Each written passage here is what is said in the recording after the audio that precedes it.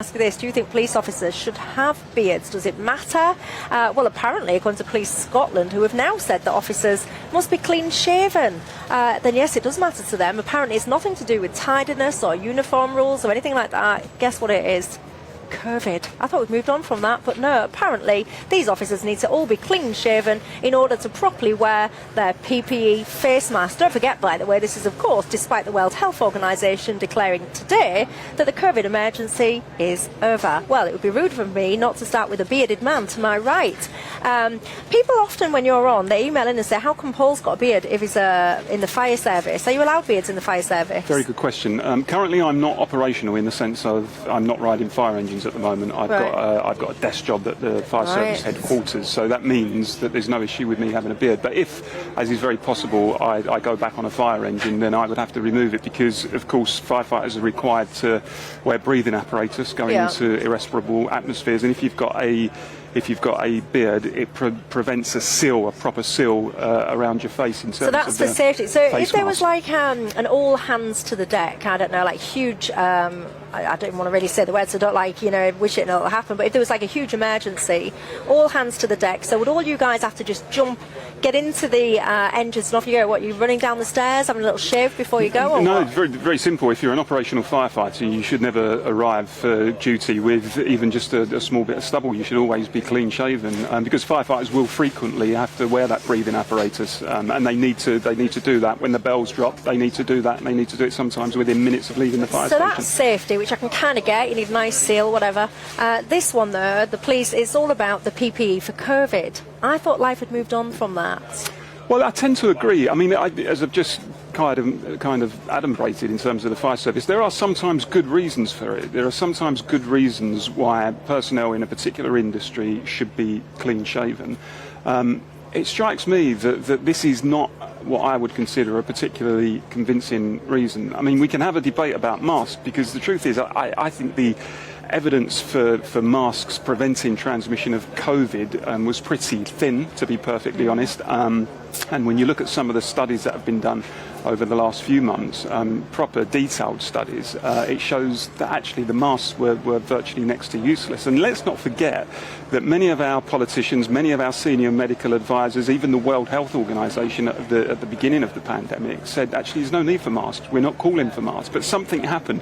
There was no evidence that suddenly appeared saying, oh, this is why we should now wear them. And I was struck by Deborah Cohen, who was the medical correspondent, for the health correspondent for BBC Newsnight, who at the time tweeted that she'd spoken to a source at the World Health Organization who had said that this was purely political. They'd been lobbied essentially, and they'd come under pressure.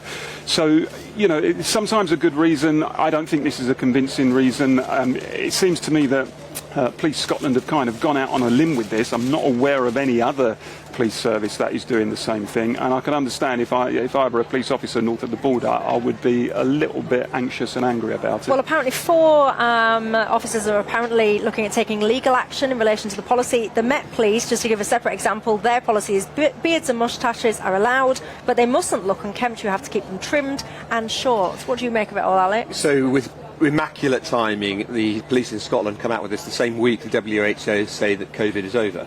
So, I mean, wonderful. When I was a boy in Suffolk... They didn't say it's over, they said the emergency They said the pandemic is over. Yeah, quite right. Good clarification.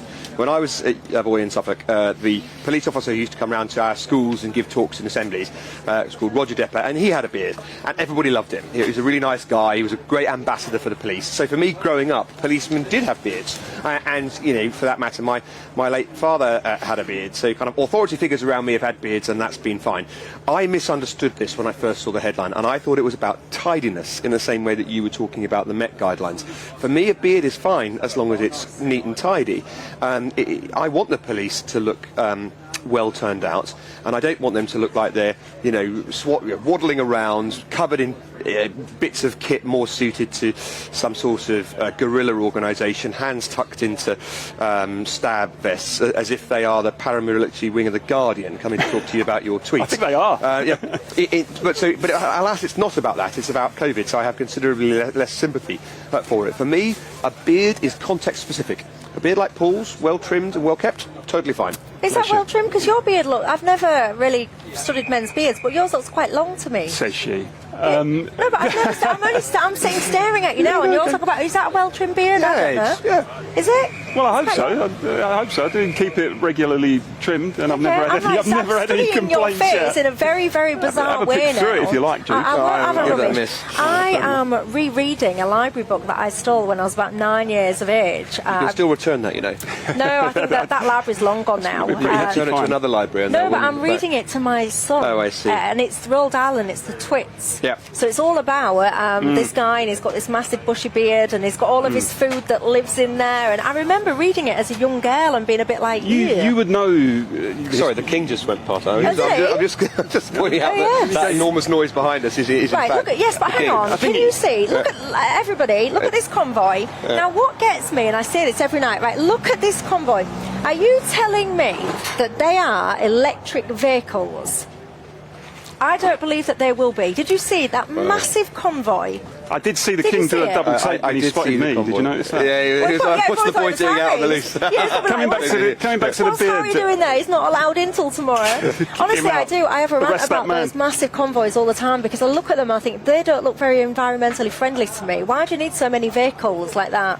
Anyway, that's nothing to do with I'm not going to argue with that. You were saying about the Twits and the unkempt beards. I was going to make the point, you as a Tory would know this, that allegedly Margaret Thatcher was very anti-beard and refused to put anyone in her cabinet who had a beard. Is there any truth to that? I don't know if it's as hard and fast as that. I'd have to have a think she back didn't like to it, did she? Ministers, but she didn't like beards. That's true. Let me very quickly ask you, what about tattoos? Like visible tattoos? Yeah, so I don't want to be thought I was just dodging the question by saying I want the beard to be tidy rather than unkempt. I don't think that police officers should have facial tattoos. I think that's the sort of thing that undermines... So facial, no, but any other ones, okay. Well, I mean, plenty of ex-servicemen have got tattoos all over their arms and backs and so forth, and I want to encourage those people into our police, but the idea of a tattoo on your face, I think, fundamentally says you care very little about your employment prospects, and if you've done that, then I think you probably shouldn't be in the police force. Or they might have been within a certain crowd when they was young, which actually might stand them in good stead. So when you grow up, get it taken off. What do you think very quickly, because I've got to go to my break, but what do you think visible tattoos? Lots of firefighters have tattoos because lots of them served in the Royal Navy, and it's a bit of a tradition in the Royal Navy. I would be uncomfortable with a police officer with some kind of spider tattoo covering his whole face and neck. For me, that's a bit of an extreme example. Who's got a full spider tattoo covering their entire face? No, sometimes people do, but I guess it's a case of where do you draw the line? You know, so to speak. So to speak. Yeah, fantastic. Right, look at all these cars. On they come, look. Among they continue. I don't really know the first thing about car engines, but I do. I just cannot help but look at all them and just think, I'm not sure how environmentally friendly it is. You two are just looking at me like I'm a bit daft, but I think I've got a point. Anyway.